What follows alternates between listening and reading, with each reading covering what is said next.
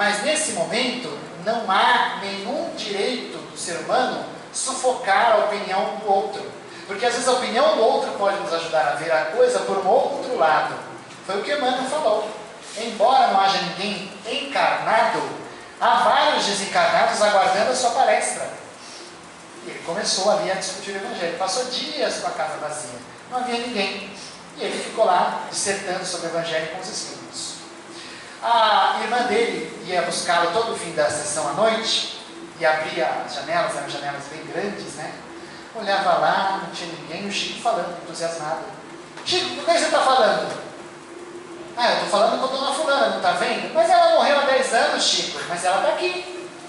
Ela veio falar com a gente. E ela estava lá, ouvindo a palestra dele. Bezerra prossegue. Que o espírito de união, de fraternidade, leve-nos todos, desencarnados e encarnados, à pacificação, trabalhando essas anfractuosidades para que haja ordem em nome do progresso. O amor é um instrumento hábil para todas as decisões.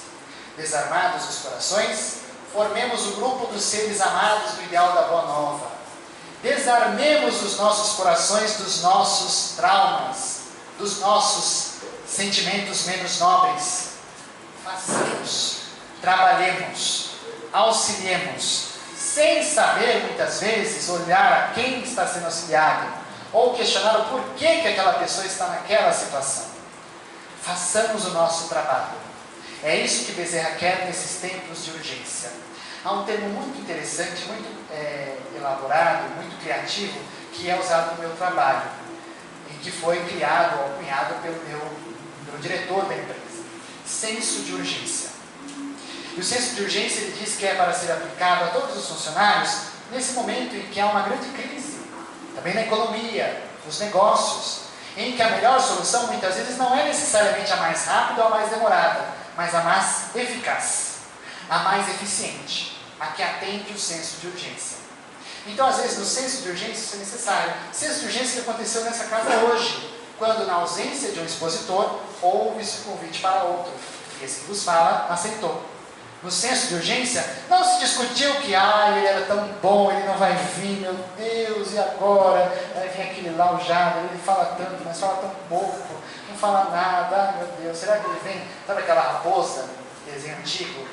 Não é tanto antigo, mas a minha mãe conta. Não sei se eu vejo senhoras e senhores que talvez conheçam o desenho da raposa, né? Era uma raposa que se lamentava muito, para os novatos eu vou contar. Uma raposa que se lamentava muito, toda coisa, céus, vida, tristeza. Não adianta se lamentar. Façamos, convidemos, substituamos alguém que esteja numa situação aqui e acolá. Façamos o nosso trabalho, deixemos para que Deus cuide das providências que Ele está cuidando através dos mecanismos divinos nesses dias de transição. Bezerra de Menezes continua nos falando. Nunca ouvideis que o mundo espiritual inferior vigia as nascentes do coração dos trabalhadores do bem, e ante a impossibilidade de os levar a derrocadas morais, porque vigilantes na oração e no trabalho, pode infiltrar-se, gerando desequilíbrio e inarmonias a benefício de suas sutilezas perversas e a prejuízo da implantação da era nova sob o comando do Senhor. Nunca ouvidemos em nossas preocupações que a barca terrestre tem um nauta que a conduz com segurança ao porto da paz. Prossegui, lidadores do bem, com o devotamento que se vos exige de fazerdes o melhor que esteja ao vosso alcance, em perfeita identificação com os benfeitores da humanidade, especialmente no Brasil, sob a égide de Ismael, representando o mestre inolvidável. Ismael, para quem não conhece, é o espírito guardião do Brasil. Cada país tem o seu espírito guardião.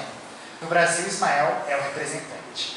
Para mais detalhes, indico a leitura do livro Brasil, Pátria do Evangelho e Coração do Mundo. É uma odisseia belíssima do espírito Humberto de Campos, irmão X também chamado, onde ele conta um pouco a respeito das odisseias que o Brasil passou desde o reino de Portugal, os grandes descobrimentos e a evolução do Brasil nos últimos séculos, à luz do Espiritismo. Muito interessante. Ismael, condutor do Brasil, está nos guiando. Essa frase é muito tranquila e nos acalma e nos abranda as nossas aflições. Não esqueçamos que a barca tem um nauta. O navio não está sem capitão. O capitão está lá nos guiando em rumo à paz no meio de uma tempestade gigante. Já viram tempestade de navio antigo? Navio pirata? É demais, né? A água do mar sobe, o pessoal vai para baixo, todo mundo desce, quem passa enjoa passa. O cinema não mostra isso porque é muito desagradável, mas tem muita gente que enjoa e vai para lá e vai para cá, daqui a pouco para. E o capitão está lá conduzindo, firme, sem esmorecer-se diante das atribulações que acontecem no mar, do vento, da tempestade. Somos nós que estamos aqui a nos preocupar muitas vezes sem necessidade, porque sabemos que Cristo conduz a barca terrestre com toda segurança rumo à paz que ela aguarda. E também não esqueçamos a primeira frase, primeiro parágrafo. Vejam ali que interessante. Às vezes nós estamos firmes no nosso trabalho. Os espíritos se aproximam de nós para tentar nos derrubar na moral e eles falam, está difícil, o cara é muito bom. Mas, quando ocorre essa impossibilidade, ele acaba se infiltrando, gerando desequilíbrio e inarmonias a benefício de suas sutilezas perversas. Cada brecha que nós damos de pensamento, de atitudes, de gestos, permitem-se os espíritos mal intencionados se aproveitar disso e acabam causando em nós graves consequências. Não permitamos que esses espíritos mal intencionados se aproximem de nós. As pessoas vêm para a casa espírita e criam um medo absurdo de espíritos obsessores, espíritos malfeitores. Cuidado, não vamos dizer que todo espírito é obsessor, nem todo ele é obsessor. Vários espíritos, às vezes, são zombeteiros, são causadores de tribulações, de bagunças, muitas vezes são enfermos, não têm interesse nenhum em nos prejudicar, mas simplesmente pela enfermidade que lhe jaz no coração espiritual, eles acabam causando essa enfermidade só de se aproximar de nós, só de se sintonizar com o pensamento, que nós também, às vezes, o pensamento é enfermo. E muitas vezes não é por causa do espírito necessariamente, é em razão da nossa própria inferioridade que nós abrimos a brecha. Os espíritos estão ao nosso lado de acordo com o nosso caráter. Imagine se nós estejamos em luz, em paz, em harmonia, em serenidade, em amor, em coragem, em força. Só virá espírito com coragem, com harmonia, com força, com fé, com esperança, com união. Agora, se estivermos com um sentimento de doença, de inferioridade, de egoísmo, de orgulho, desses maus sentimentos, só virá espíritos desses sentimentos em nós nos aproximando. Por exemplo, os colegas e as colegas de trabalho ou de estudo, tem as panelas, não tem? Tem as panelas das patricinhas, tem as panelas dos caras que gostam de futebol, tem a panela do pessoal que gosta de passear no shopping, tem o pessoal que gosta de escapar a prestação anterior para depois voltar sentado. Cada um se sintoniza de acordo com as suas simpatias e antipatias.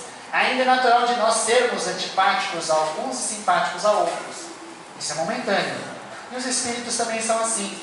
Eles se simpatizam e antipatizam conosco de acordo com o nosso padrão de vibração.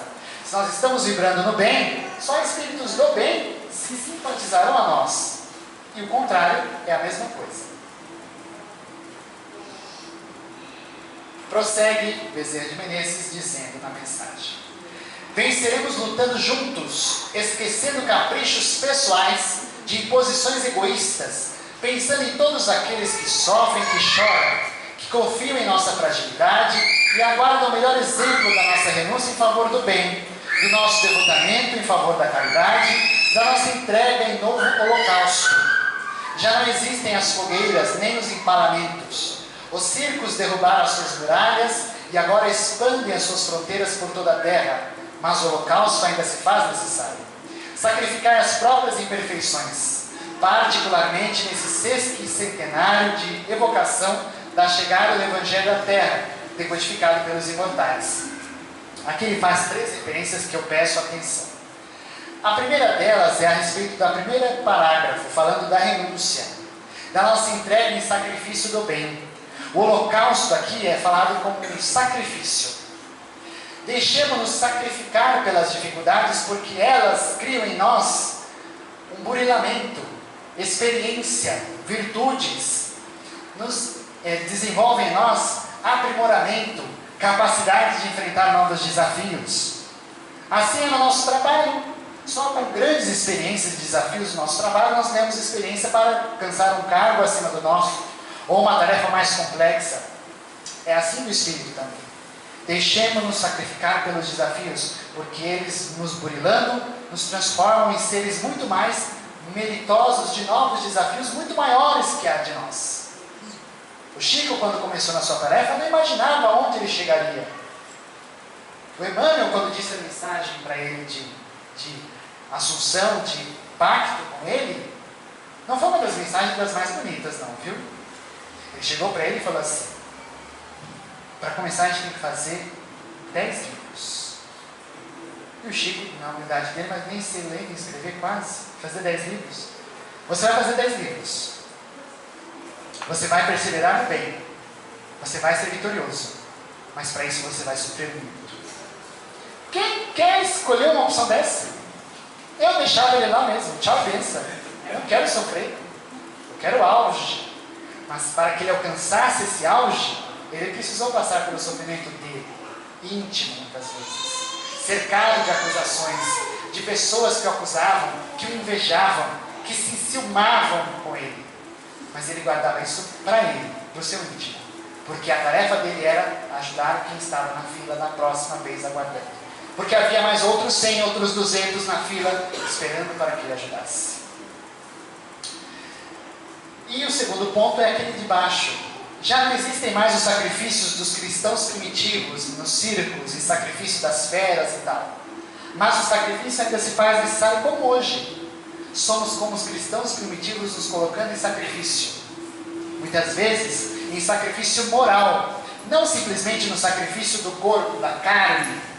Porque embora os césares da época matassem os cristãos desencarnavam e continuavam conspirando no bem. E o terceiro ponto é a respeito do Evangelho na Terra através do Espiritismo, que nós celebramos 150 anos, recentemente. Ou seja, daqui a pouco haverá os 200 anos do Espiritismo. E segundo as mais confiáveis mensagens espirituais, quando o Espiritismo completar 200 anos, a Terra já estará muito mais abrandada das aflições que passa hoje. Vamos fazer as contas. 200 anos de Espiritismo vai ser em 2057. Já até lá eu vou desencarnar. Não me vem com essa história, que lá você vai estar vendo o que vai estar acontecendo. Não se preocupe. Até lá eu vou ter... Não interessa, não vou sei quantos anos eu tenho. Não interessa quantos anos eu tenho. Mas eu vou estar lá, se Deus quiser. Se assim permitir, estarei lá celebrando 200 anos, com boletas ou não. E estaremos celebrando um momento de maior bonança na Terra. Porque o período de aflição já terá passado. Ainda haverá aflição? Claro que sim. Porque não é do dia para a noite que as coisas acontecem. Na hora que você vai limpar a casa, volta o exemplo da limpeza da casa. Aí às vezes falta alguma coisa. Ei, a panela ficou na pia. Não dá mais tempo hoje. Amanhã você lava. Amanhã virá para que você possa lavá-la. Ih, esqueci de limpar o cômodo do fulano. Mas amanhã você consegue limpar o cômodo do fulano. Não se preocupe. Não crie conflitos com isso. Haverá tempo suficiente para que a